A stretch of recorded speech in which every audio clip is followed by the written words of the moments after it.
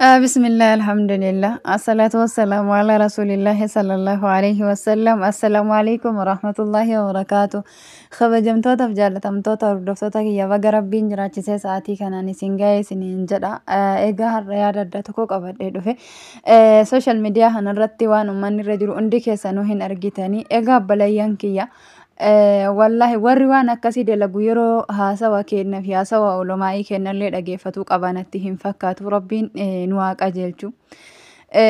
Kuni obboleeyyan kiyya namni tokko jechuudha waan gosa san taheef miidhamuun ammallee jechuudha badii tokkoon maletti namni kun zollomamuun mallattoo qiyaamaa irraati jechuudha. Rabbiin jalaa nu haa baasu maalii namni maaliif hagana garaa walitti jabaata nama akka fi nama afaan isaa dubbatu sanuu jechuudha osoo namni tokko waan balleessin badii kana ga'u maaliif walirra geessani. Ani waan jedhu takka hin qabu rabbiin of nu haa beeksisu qofan jedha wallaahi rabbiin of nu haa beeksisu kuni of dagatuudha. Waan dhufneef waan biyya kana dhufneef dagatuudha waan duniyaa kanarra dhufneef dagatuudha. Bakka deemaa jiru dagatuudha bakka irraa dhufne dagatuudha jechuudha namni bakka ka'e beeku bakka har'allee jiru beeku waan dhufeef immoo beeku waan bakka hedu beeku waan hin taane namarratti hin dalagu jechuudha. Namuyyuu xaafii facaasee qamadiin haamatu jechuu waanuma facaase san haamata dalagaan isaa fedhu duniyaa kanarratti fedhu rabbiin isaa obsee akiratti isaa galcha galuun isaa hin hafu jechuudha. Kana dagatutu of irraanfatutu jechuudha kana nama dalaysiisa hamma danda'amaa ta'een jechuudha. Nullee waan dandeenyu of biratti yoo dandeenye jechuudha namni nu dhagahee bakkoota social miidiyaalee garaagaraati irratti fi akkasuma waan fayyadaman hundarratti wanni kuni jibbamaa ta'uu fi akkasuma immoo tuyyuu jechuudha namni yaada ofii dabarfatuun dirqama nama hundaatiin jedhaani wallaahi diddaa waan kanaa jechuudha. Obboleeyyan kiyya nuti obboleeyyanii waa hedduun obbolummaa hedduu walitti qabna jechuudha. Isa kaaniin amantii walitti qabna ka amantii walitti hin qabne biyyummaa dhiiga walitti qabna jechuudha. Silaa kanarra taruu hin qabu kanaaf hundi kennayyuu tokko obboleeyyan kenna rahmata walii godha rabbiin irhamu man fil ardi yarhamukum man fis samaa isin warri dachii keessa jirtan rahmata walii godha isa samii jirutu rahmata isinii godha jedha. Kanaafi gaafa nuti asii lafa kana garaa walitti jabaannee akka hin taane walirratti dalayne rabbi irrallee dallansuu malee homaan arginuun isiniin jedha. Wanti jettan abbaan rabbi isinii laafise rabbiin obboleeyyan kenna kana tokko haa taasisu of haa beeysisu jedha isiniin jedha. Egaa obboleeyyan kiyyaa kanatti aansee guyyaan har'aa kuni guyyaa Jum'aati baga rabbiin guyyaa kanaan isin ga'e keerii guyyaan har'aa qabu argadha.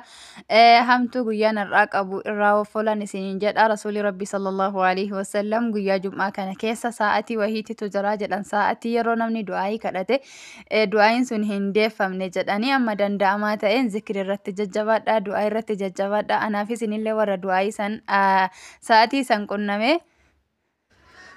Du'aayii san kadhatee yeroo sanitti milkaa'u rabbiin nu haa taasisu isiniin jedha.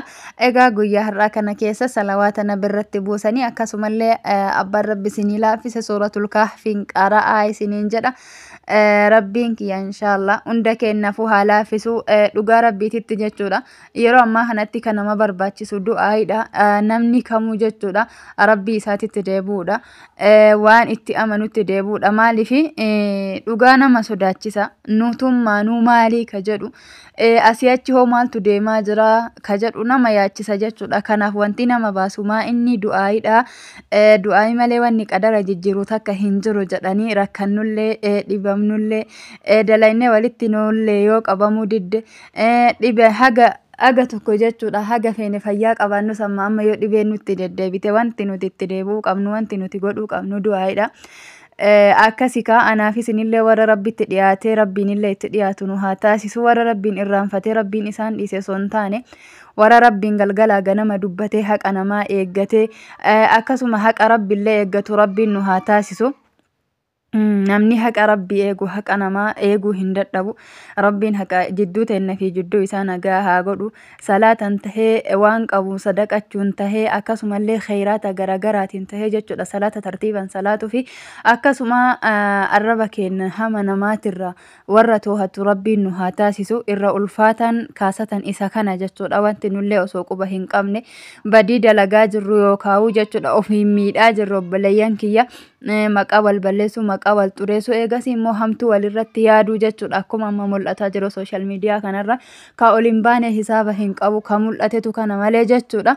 Kan abbaa fi rabbiin qofti walirraa beekan hisaaba hin qabu yookaan ka abbaan hin beekne ka rabbiin qofti beeku hisaaba hin qabdu. Maaliifuu namni waan dalage hin dagata garuu dalagaan sun kuufamtee achi teetti jechuudha. Warra gaafa fuula isaa dhaqu hamtuu kuufamtee itti dhaqu miti khayrii kuufamte ta hisaabayyuu abbaan hin beekne itti dhaqu nu haa taasisu isiniin jedha. Waan akkasiiti obboleeyyan kiyya jajjabaadha nullee jajjabeessan isiniin jedha. Egaa obboleeyyan kiyya warroonni kanaan dura maatii taatanii laayikii godha isin kadhanne inshallah ka kadhatan rabbuma hamma dandamaa ta'e wal malee waan biraa hin qabnuu fi qabaatan rabbii warri immoo haarawaa seentan maatii tayaa viidiyoo laaltanii biraa hin bayinaa yaada keessanillee nuu kennaa isinitti toleen isiniin jedha. Hanqinni ilma namaatirraa hin dhabamu hanqinni yoo jiraatellee hanqinni keessan kana jedha isiniin jedha. Warroonni meeshaa ajajattanii immoo osumaan na eegan isiniin jedha. Walitti isinii qabu tarii anillee nama akkasitti keessa daddafee yoon hunda isin biraan gahuu dhabe inuma naasabaran isiniin jedha. Wama hundaayyuu sootuma sootan barataniifin isiniin jedhe. Warroonni addisii immoo haarawaa ajajachuu barbaadan waan barbaadan kamuu biyya kamuu isinii geessinan isiniin jedha. Kan immoo tuyyuu san hundaayyuu hin barbaanne waan biyyitti jiruu fi akkaataa gaafa galtan immoo tuyyuu jechuu akka haarawaa isinitti hin taane waan biyyi keessa jirtu barachuun fi dhaga'uu fi arguun gaariidha. Viidiyoo keenya laayik godhaan isiniin jedha. Warri meeshaa ajajachuu barbaadan lakkoofsi kiyyaa duwwaa 964842526 isiniin jedha. Wastaabbii fi iimoo telegiraamidhaan argachuu dandeettan irra caalatti wastaabbiin dubbattanii natti tolaan isiniin jedha. Egaa kana fakkaata isiniin jedha obboleeyyan keenya. Waan gaarii tahe gaariidha jedha. Waan hanqinne yoo jiraate waan fooyyessuu dandeenyu yoo jiraate kana fooyyessinaan jedhaan isiniin jedha. Egaa obboleeyyan kiyya wanti isiniin jechuu barbaadu hunda keessanuu rabbii hiyyaaf jechan isin jaalladha. Warroonni rabbiif jecha na jaallatan du'aa naa godha akka rabbiin waa hunda naa laaffisu jechuudha. Amrii diinii duniyaallee akka naa laaffisu isinirrallee akka naa offolchu kaasatan dalagaa kana hedduutu akkan sodaadha ka sodaatan rabbuma. Rabbiin immoo tuyyuu waan jechuudha fuula isaa duratti nu qaanessu nun dalaysiisini. Waan fuula namaatii fi fuula isaa duratti nu qaanessu nu saalfachiisu nun hojjechiisin illee nun dubbachiisin illee addunyaan tuni gabaabduudha obboleeyyan kiyya. Haga fedhan irra jiraatanillee umrii guutuu asirra hin jiraatanii nama jechuudha. Waan rabbiin isaa jaallatu hojjetee asirra deemu nu haa taasisu. Kanaaf isiniin jedha du'aa keessaniin na bira dhaabbadhan isiniin jedha.